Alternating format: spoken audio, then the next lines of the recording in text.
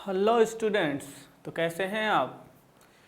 तो देखिए, अपन ने application of derivative chapter start किया था। लास्ट लेक्चर में जो फर्स्ट एप्लीकेशन थी rate of change of quantities, वो अपन कंप्लीट कर चुके हैं। ठीक है, अब जो सेकंड इंपॉर्टेंट एप्लीकेशन है वो है इंक्रीजिंग डिक्रीजिंग फंक्शन। ठीक है, अपन ये स्टार्ट करने जा रहे हैं। उससे पहले अगर आपको rate of change of quantities में कोई भी डाउट है तो आप कमेंट सेक्शन में जाके बता सकते हैं कि सर ये पर्टिकुलर डाउट है हमारा, उस पर हम फिर से वीडियो बनाएंगे। ठीक है, और जो भी आपके बोर्ड के प्रिपेयर कर रहे हैं, आपके फ्रेंड्स हो, कोई भी रिलेटिव हो, उनके साथ ये वीडियोज़ को शेयर करिए। एनकेसी सर की टीम लगी हुई है आपको यूट्यूब पे फ्री में बोर्ड की प्रिपरेशन करवाने के लिए। ठीक है, तो इन वीडियोज़ को लाइक करिए, शेयर करिए अपने फ्रेंड्स के साथ। ठीक है, तो चलते हैं अपने सेकेंड इंपॉर्टेंट टॉपिक पे, इंक्रीजिंग डिक्रीजिंग फंक्शन। तो सबसे पहले अपन इसमें हेलो बच्चों, जो 11th से 12th मूविंग स्टूडेंट्स हैं और जो इस साल IIT JEE एडवांस क्रैक करना चाहते हैं बच्चों, उनके लिए बहुत ही बेहतरीन बैच स्टार्ट होने वाला है अनअकैडमी पे, इवॉल्व बैच, जो कि 7 अप्रैल से स्टार्ट हो रहा है। यानी कि JEE 2022 में जिनको अपना एग्ज़ाम देना है उनके लिए बैच है। ठीक है बच्चों, और इस बैच में पढ़ाने वाली जो टीम है वो कोटा की टॉप फैकल्टीज़ की टीम है। ठीक है ना, सभी टीचर्स कोटा की टॉप फैकल्टी हैं और इस साल यानी कि इस करंट ईयर में इस टीम ने बेस्ट रिजल्ट दिए हैं और ये अनअकैडमी की नंबर 1 टीम है बच्चों। तो मैं आपको यही कहूँगा कि ये बैच आपके लिए बहुत ही बेनिफिशियल है और जब भी आप इसको सब्सक्राइब करोगे तो एनकेसी सर लाइव करके कोड डालना मत भूलिएगा, उससे आपको 10% का डिस्काउंट मिलेगा। ठीक है बच्चों, जल्दी से जल्दी इस बैच को ज्वाइन कर लीजिए, ये आपके लिए बहुत ही बेनिफिशियल प्रूव होगा। थ्योरी पढ़ेंगे कि बेसिकली कॉन्सेप्ट्स क्या है, यहाँ पे क्वेश्चंस को सॉल्व करने के मेथड्स क्या है। फिर अपन फर्दर सेकंड वीडियो में अपन एक पूरी कंप्लीट सीरीज लेके आएंगे क्वेश्चंस की, इससे रिलेटेड बोर्ड के क्वेश्चन, आपके एनसीईआरटी के क्वेश्चंस।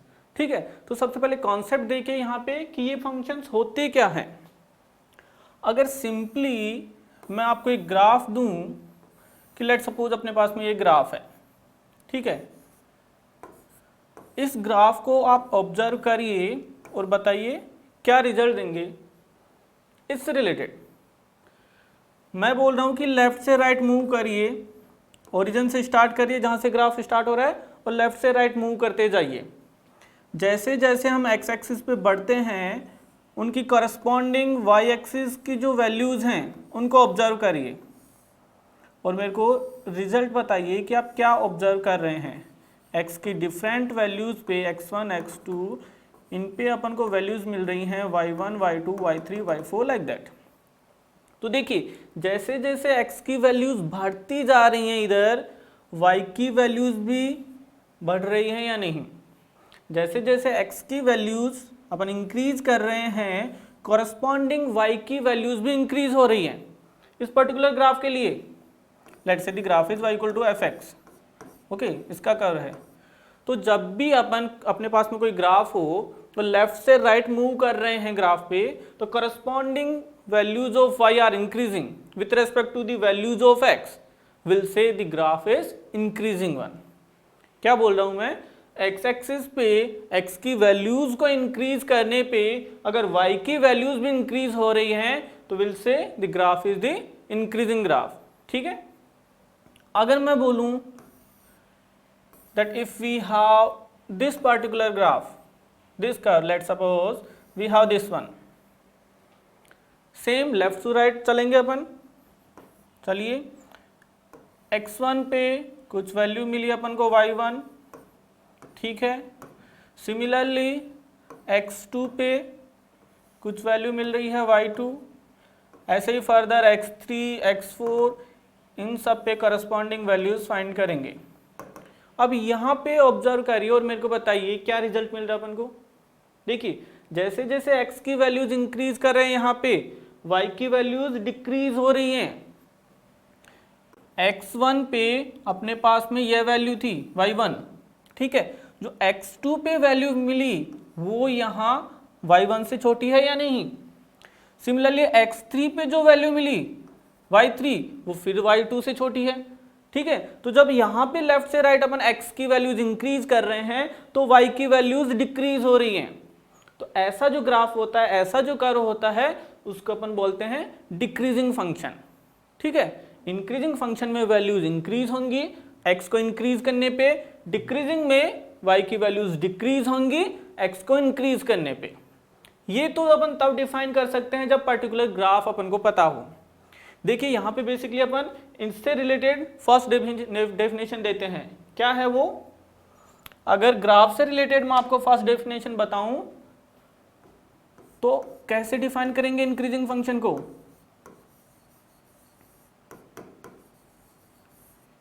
अभी आपने देखा कि इंक्रीजिंग फंक्शन वो फंक्शन है जो x की वैल्यू इंक्रीज करने पे y की वैल्यू भी इंक्रीज होती है। तो अगर मैं बोलूं कि अपने पास में कोई फंक्शन है y equal to f x, ठीक है, y equal to f x कोई फंक्शन है और x1 is less than x2, मैं इसके डोमेन से दो वैल्यूज उठा रहा हूं, x1 and x2 should belongs to the domain of the function, और वो वैल्यूज कुछ ऐसी हैं कि x1 is less than to x2। और इन दो वैल्यूज के लिए अगर अपन y की वैल्यूज फाइंड करें, मीन्स फंक्शन की वैल्यू फाइंड करें और वो भी सेम रिलेशन आ रहा है, means f of x1 also less than to f of x2।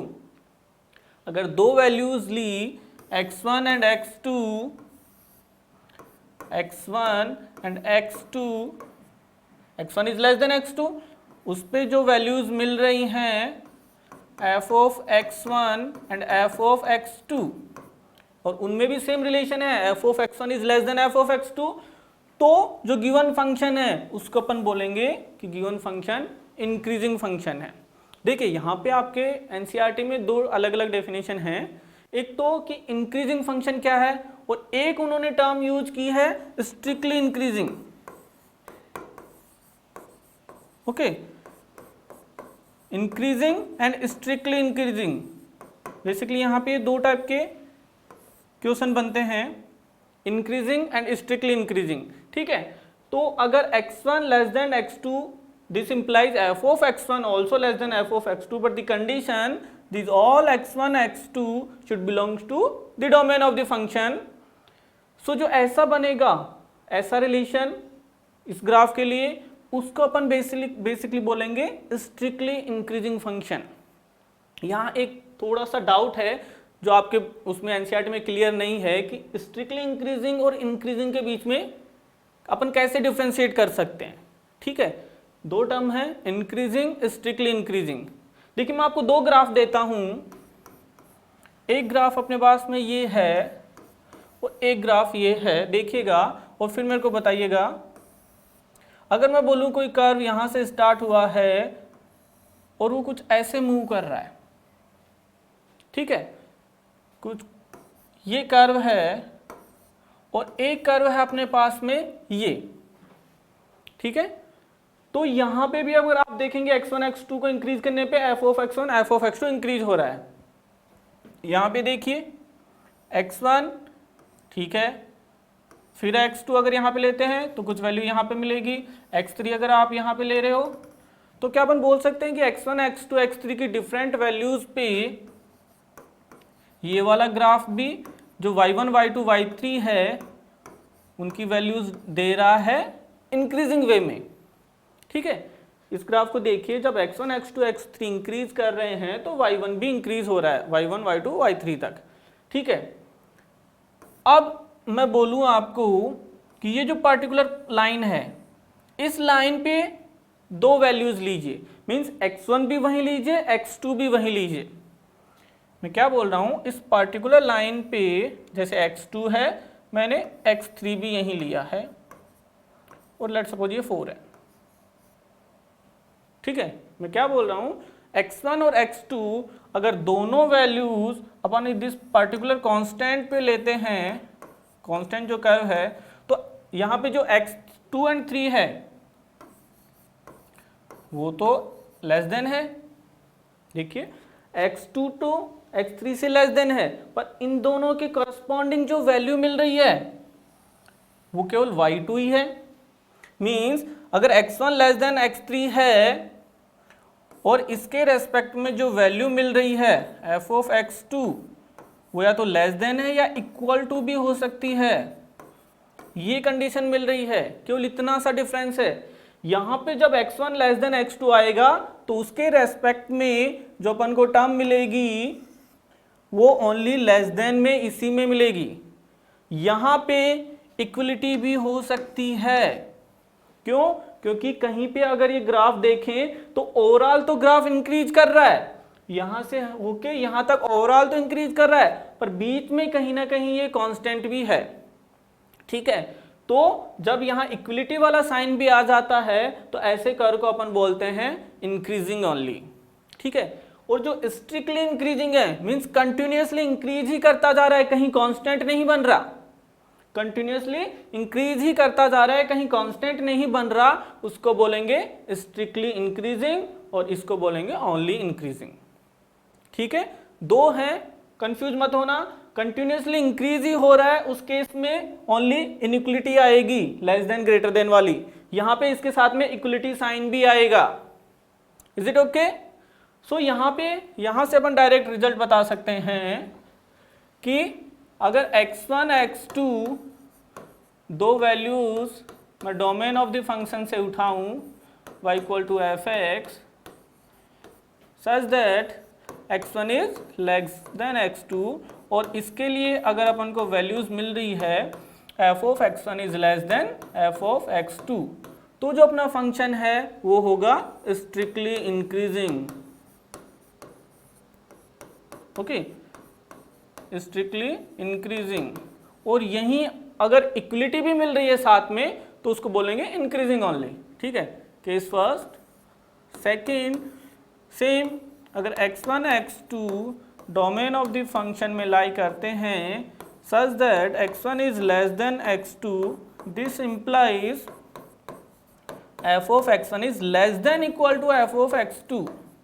Means less than तो होगा बट कुछ पार्ट के लिए इक्वल भी हो सकता है। ऐसे केस में बोलेंगे that function is only increasing not the strictly. ठीक है, डिफरेंस समझ में आया?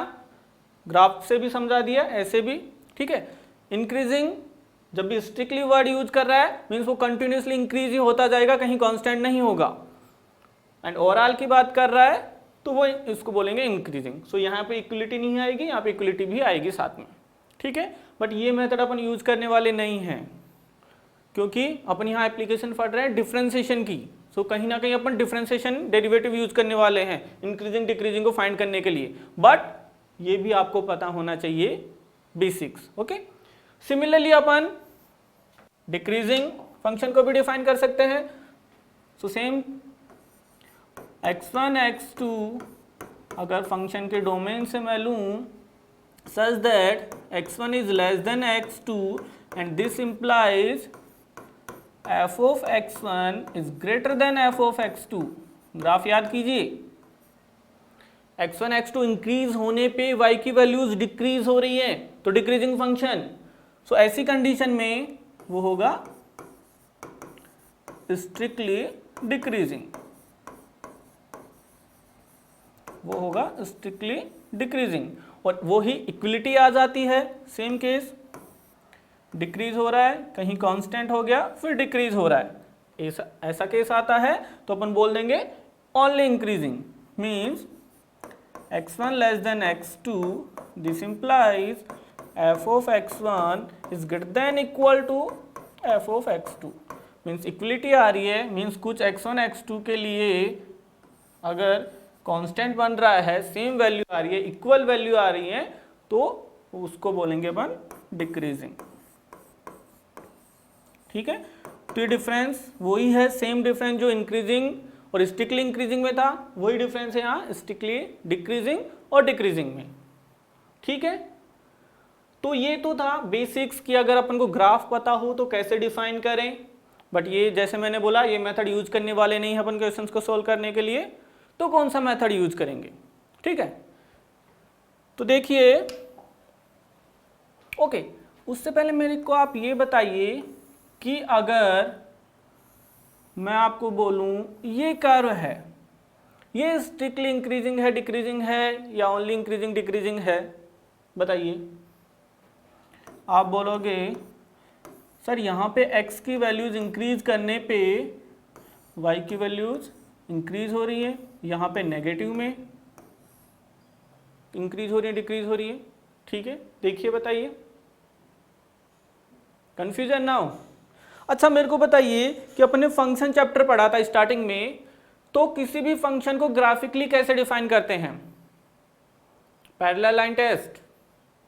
अगर y एक्सिस के पैरेलल मैं कोई लाइन बनाऊं और वो 2 पॉइंट पे इंटरसेक्ट करे तो फंक्शन होगा या नहीं? याद करके बताइए फंक्शन को कैसे डिफाइन करा था?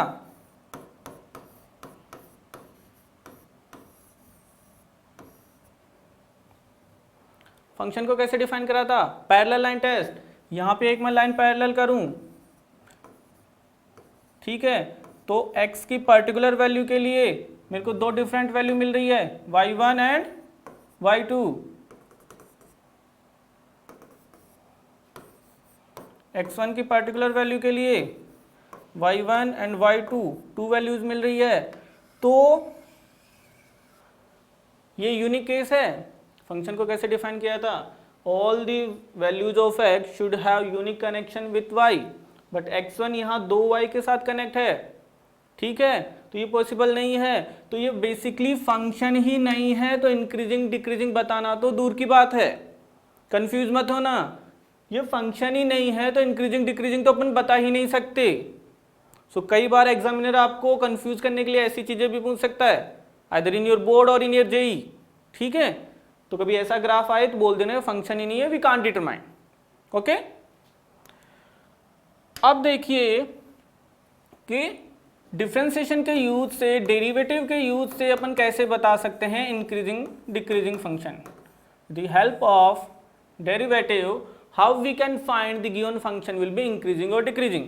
मीनिंग समझ में आ गया, ग्राफ समझ में आ गया, but we can't draw the graph for every function ना।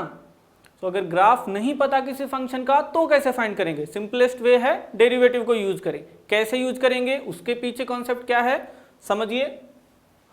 जैसे मैंने बताया आपको, अगर ये ग्राफ है अपने पास में इंक्रीजिंग और ये ग्राफ कुछ डिक्रीजिंग है, ठीक है, आपको पता होगा कि किसी फंक्शन का अगर डेरिवेटिव फाइंड करें, किसी फंक्शन का डेरिवेटिव फाइंड करें तो वो डेरिवेटिव उस पर्टिकुलर पॉइंट पे टेंजेंट का स्लोप देता है, ठीक है। मैं क्या बोल रहा हूं, जैसे इस पॉइंट पे अगर मैं dy by D x find करूं तो वो dy by D x basically अगर इस पॉइंट पे मैं टेंजेंट ड्रॉ करूं तो उसका स्लोप बताएगा अपन को।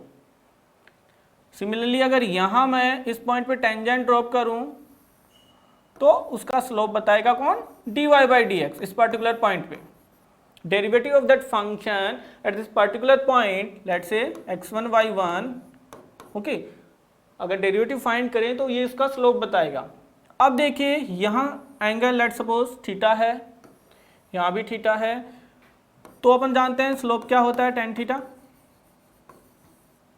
ठीक है। यहाँ पे भी ये स्लोप tan थीटा होगा। अब tan थीटा की वैल्यूज याद करिए, अगर ये थीटा 90 से कम है, 90 से कम है तो फर्स्ट क्वाड्रेंट में, और फर्स्ट क्वाड्रेंट में tan थीटा कैसा होता है? पॉजिटिव होता है या नहीं होता है, ठीक है। यहां पे ये tan थीटा,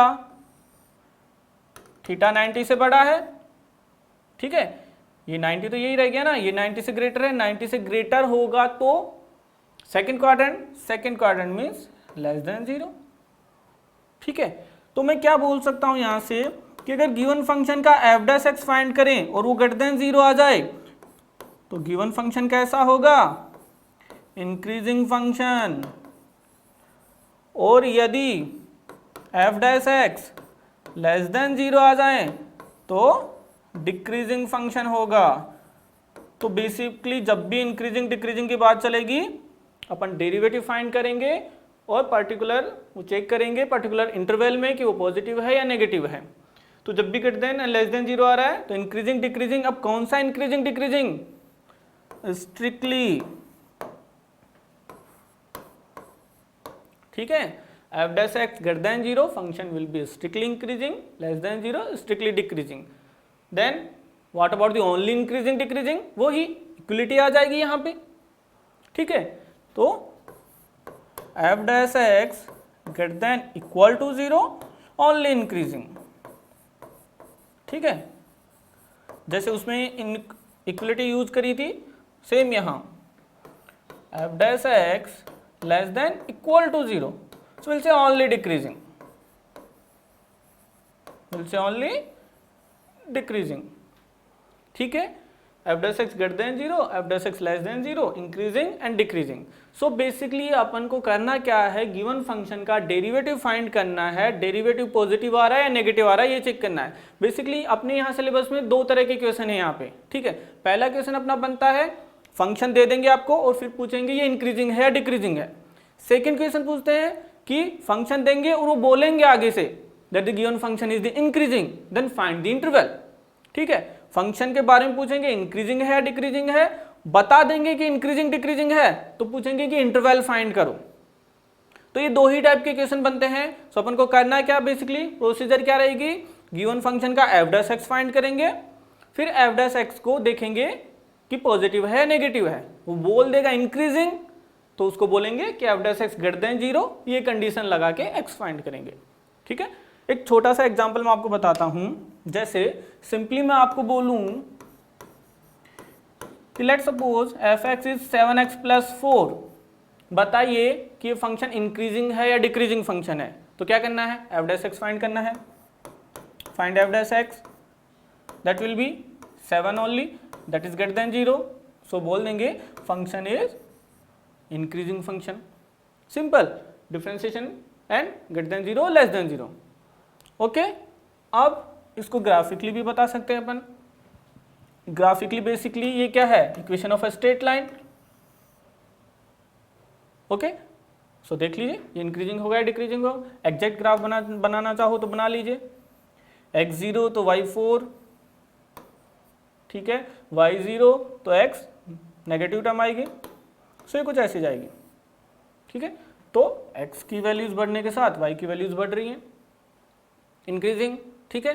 तो ये सब अपन नेक्स्ट लेक्चर में देखेंगे कि इससे रिलेटेड आपके बोर्ड में कैसे क्वेश्चन पूछता है, डिफरेंट टाइप्स ऑफ क्वेश्चंस। एक पूरी सीरीज लेके आऊंगा मैं नेक्स्ट लेक्चर में, इंक्रीजिंग डिक्रीजिंग से बेस्ट क्वेश्चन, ओके। अच्छे क्वेश्चन होंगे उसमें, okay. Will continue in next.